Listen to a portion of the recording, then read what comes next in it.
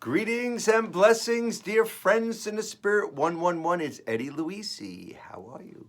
I hope you had a great week. And I hope you will have a great weekend and a great week ahead. I am going to call this talk today, Open the Eyes of My Heart. I'm reading now from Daily Practice, Sacred Readings, and Meditation. If I'm going to die, the best way to prepare is to quiet my mind and open my heart. If I'm going to live, the best way to prepare is to quiet my mind and open my heart. That was from Ram Dass. In Ram Dass and Mirabai Bush walking each other home. While we're talking about heart, a couple of dear friends in the Spirit are having some heart problems right now as we speak. So I'm not going to mention their names. I don't want to embarrass anybody or whatever, let people know their private business. But right now, you guys know who you are. And my heart is open to your heart for healing and prayers and well thoughts and wishes and things are going to work out for the best for you and your family. Love you. From Neil Donald Walsh, on this day of your life, I believe God wants you to know that your hearts know in silence the secrets of the days and the nights. Khalil Gibran said that, and he was right. Listen, therefore, to your heart. Cultivate the ability to do this. Practice it, produce it, and perfect it. It is not that difficult. Just be quiet with yourself. And for heaven's sake, stop listening to your mind. You will not find the truth there. You may find the answer, but it will not be the truth unless it coincides with the answers in your heart. You think there is more to know about life than this, but there is not. Your heart holds the key. Your heart holds the wisdom. Your heart holds the future. Your mind knows nothing but the past. It imagines the future will be just like yesterday. So it makes its decisions based on that. Only your heart can see beyond memory's horizon. How cool is that? Only your heart can see about the future. And talking about the future, I'm going to read something from Science of Mind, but before I do that, I'm going to just share something about the future, at least for me. So my dear friend Holly Sharp, Associate Editor and Creative Director of Science of Mind magazine, we were chatting yesterday, and she said, after we chatted, she sent me a little text. I am so grateful for your time, energy, and inspiration today. This is the beginning of something special on so many levels. So we're talking about collaborating in Science of Mind magazine with me and Lizzie and Cue the Spirit and getting you guys involved too, Friends in the Spirit 111. So more of that to come. I think I sent a little video to some of you, dear folks, to see if there's anything that I did or Friends in the Spirit or the Cue the Spirit videos that have touched you, if you could write a little paragraph or something, and we might put it in the next issue of Science of Mind magazine. So thank you. Also, I'm working with Michael Amory Sherlock and Grace Moore on an app. It's called Share Look. So more of that to come. So 2020, thank you, Lord. Great things are coming for ministry and Friends in the Spirit 111. So this is Science of Mind. I took this December 5th, so it's an old one. Challenge of Faith. Faith is taking the first step even when you don't see the whole staircase. Anybody know who said that? Dr. Martin Luther King Jr. Faith is an affirmative mental approach to reality. That's from Science of Mind. I don't believe faith is something we get. Faith shows up in the moments when we can say, I'm getting it. It's a growth process. The step Martin Luther King Jr. refers to in the above quote doesn't have to be a big one. We can begin with small steps and grow. Each time we feel the presence working in our lives, we increase our trust.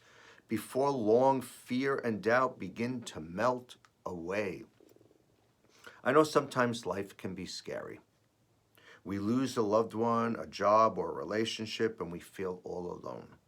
Appearances can overwhelm us. In these times, we need to remember that even on the darkest day, the sun still shines. Even though the clouds hide it, God is always God, and we are never left alone to fend for ourselves. Spirit is always right with us, right? Open the eyes of my heart. Spirit is with us. Jesus reminds us that we need to approach Spirit with the faith of a small child. Small. When we approach Spirit, we are never refused. We always get an answer. A Native American prayer captures this. I think it says, Creator, whatever it is you want me to do today, that is what I want to do. Whatever it is you want me to say today, Creator, that is what I want to say. Wherever it is you want me to go today, Creator, that is where I want to go. What great faith it is. What great faith. It is a wonderful example of your will be done. The person praying knows that regardless what else is happening, Spirit is there. What an example for all of us. Thy will be done. And the affirmation is, as I reflect on the belief that I am never alone, peace and serenity wash over me. I feel safe knowing I am always in the arms of the beloved. That's a capital B. So you can hear I have a little raspy voice. A couple nights ago, I wasn't feeling so well. So I'm drinking some tea with honey because I'm actually playing music for a funeral this morning. And I have to get my voice back.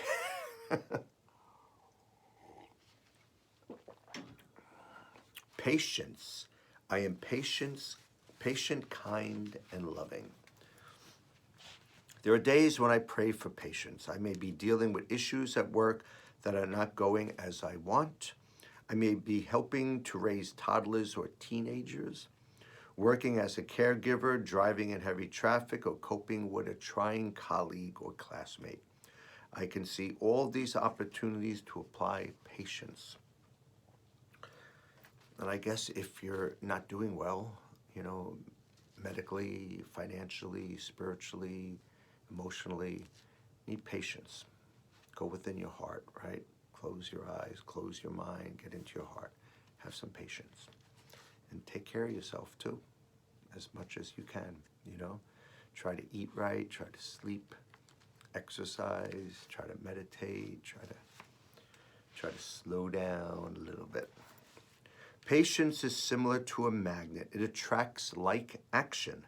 When I act with patience and kindness, I set the stage for others around me to act in the same way. I may need to step back for a moment and take a breath before responding to others.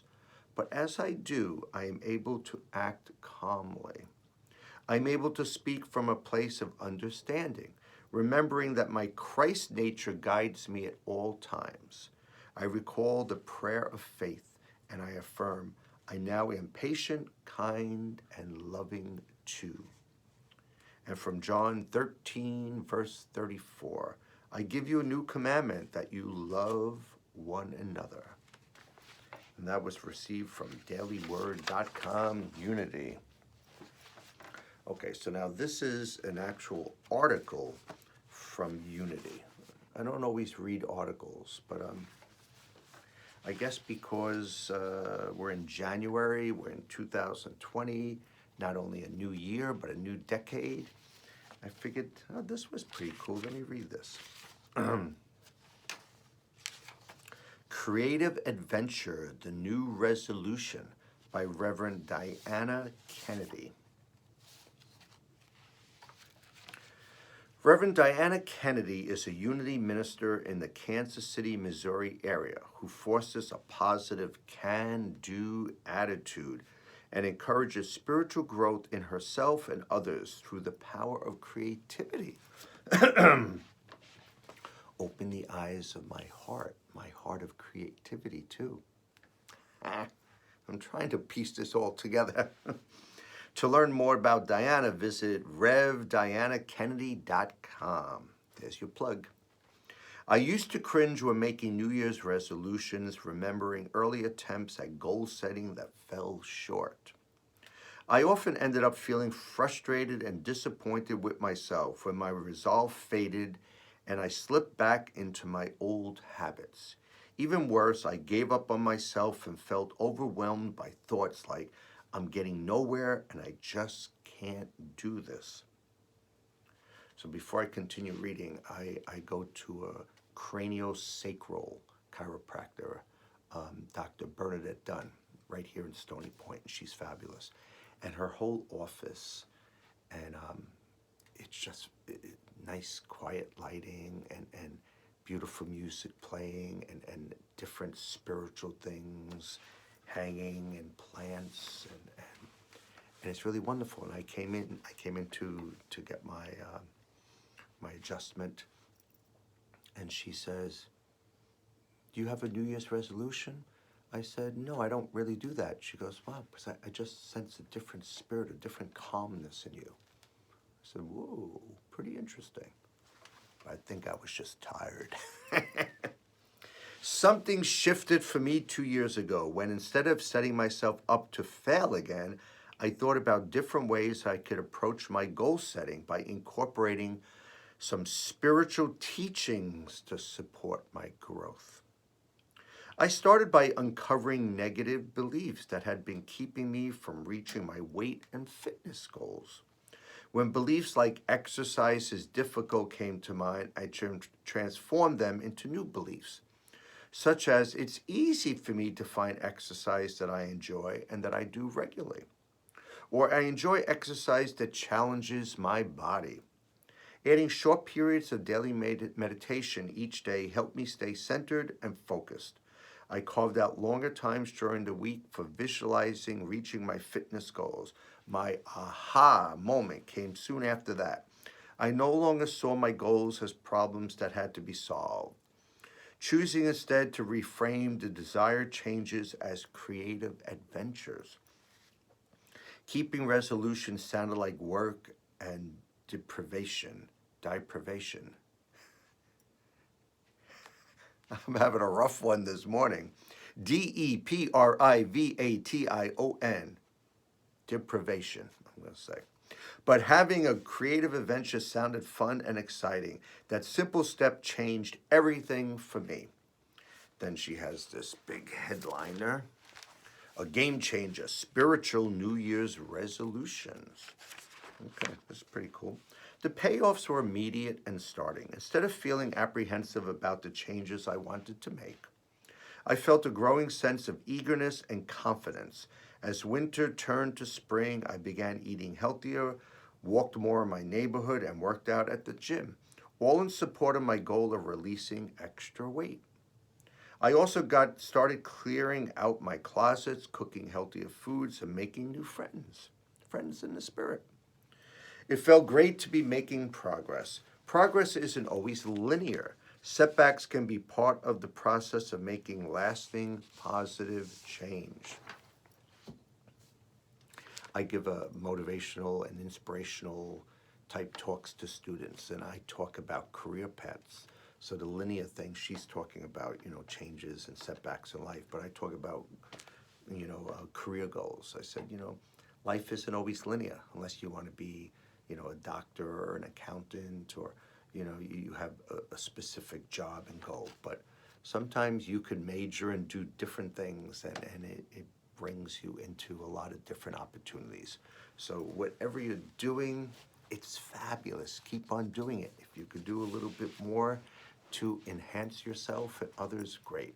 If you need to slow down a little bit, yeah, it is time to slow down a little bit too, right? Count your blessings, relax, let God just unfold things naturally.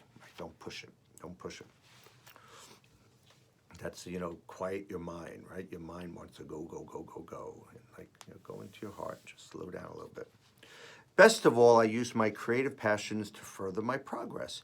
Writing in my journal and coloring with markers on sketch paper, making art, dancing, and being in nature inspired me when I grew tired and bored with my efforts and frustrated with my progress. I finally understood that progress isn't always linear. Setbacks can be part of the process of making lasting positive changes. Setting up daily and weekly routines of stretching, exercising, and doing household chores supported me in remaining focused and on track. I learned to celebrate both small goals and big victories along the ways. Honoring my achievements gave me a sense of closure on past goals and propelled me toward new milestones. To support my positive changes, I reached out to friends who could relate to my journey. I also learned to deeply nurture myself by meditating, lighting a candle, or luxuriating in a warm bath. Big words today, but that's good. Now, when negative thoughts arise, I am able to remain centered and focused as I live more fully from spiritual nature. I draw upon my inner strength and do not let defeatist thinking pull me off my path. Goal setting is no longer a struggle. It's now a positive win that supports me in creating a more enriching life.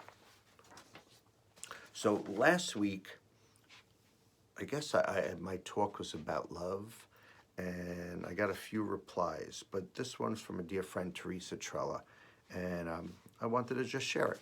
So Teresa says, perfect message for me today, Eddie. Thanks.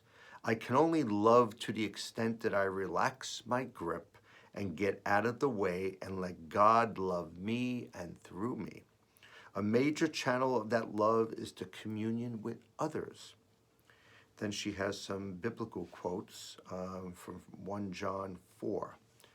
Beloved, let us not love one another, for love is of God, and he who loves is born of God and knows God. He who does not love does not know God, for God is love. In this, the love of God was made manifest among us, that God sent his only Son into the world so that we might live through him. So we know and believe the love God has for us. God is love, and he who abides in love, and God abides in him. In this is love perfected with us, that we may have confidence for the day of judgment, because as he is, so are we in this world. There is no fear in love, but perfect love casts out fear. For fear has to come with punishment, and he who fears is not perfected in love. We love because he loved us first. So there's a lot of biblical stuff that I don't 100% agree with, and hey, I'm just Eddie Luisi here. I don't know if I believe in a judgment day. I don't know if I believe in being on this earth 70, 80, 90 years, and then all of a sudden, there's this judgment day, and you did this wrong, and you didn't do this, and you're going out of hell. I don't know. I kind of believe in my new spirituality that we judge ourselves, we judge others. So, judge not, judge not others, because others will judge you. And fear and punishment. I think that fear and punishment is what we do to ourselves. We fear and we punish ourselves with certain things that we do or don't do, right? I don't know, that was just a little aside. I wanted to share Teresa's, her biblical message, right? Because it's not my way or the highway, right? I kind of share different things and I put in my 2 cents, and we could have some conversations, and I'm open to hear other people's paths and other people's feelings. And I'm not going to argue with you because I don't have the truth. I don't know. I'm not dead. I'm not with God right now. I'm living in my human body, and I'm doing this video in my house. But certain things touch me, and I want to share them with you, and hopefully they touch you also.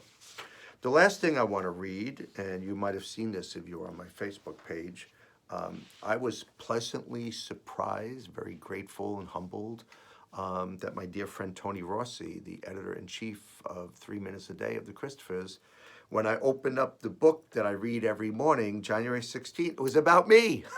Wow, that was really cool. So thank you, Tony. So I'm going to read that for those of you who did not read it. The topic is called The Right Attitude. Eddie Louisius worked in television for most of his life, most notably as stage manager to the stars on ABC's Good Morning America, but also as the TV director of the Christophers, their old television show. While giving a talk to students at Keokuk High School in Iowa, he shared one secret to a successful career: an excellent work ethic. As an example, he recalled one of his first jobs in TV that started at 6:30 a.m. He noticed that the producers were coming in tired and cranky. So I got there, I guess this is a quote. So I got there at 6 in the morning and had some of the work done when they arrived.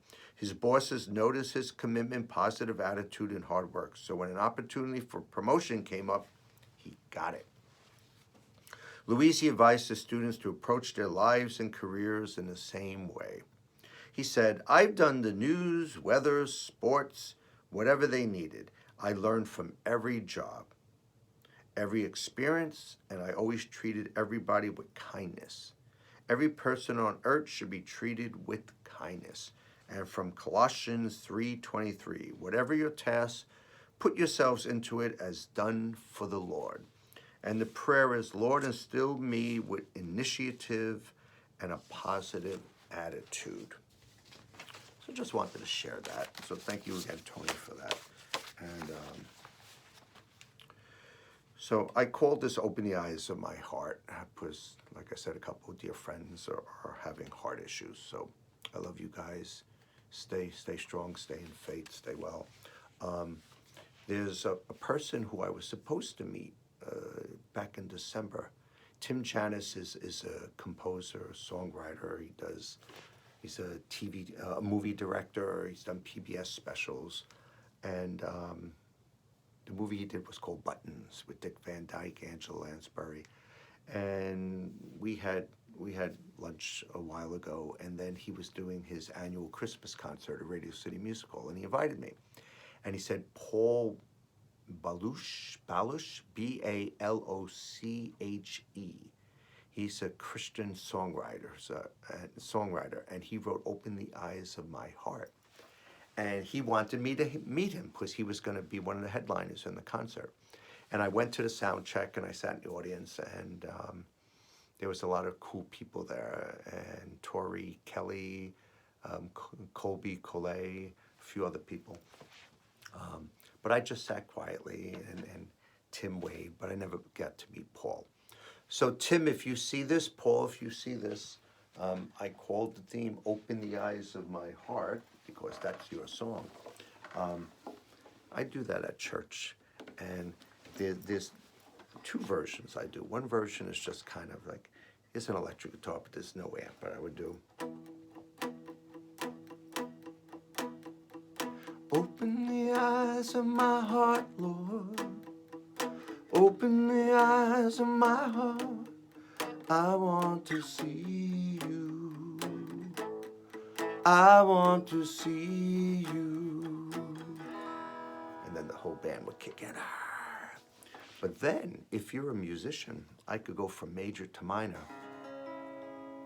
Open the eyes of my heart, Lord. Open the eyes of my heart. I want to see you. Ooh. I want to see you. I want to see you. So that could be like another version too, kind of a little mellower and more meditative.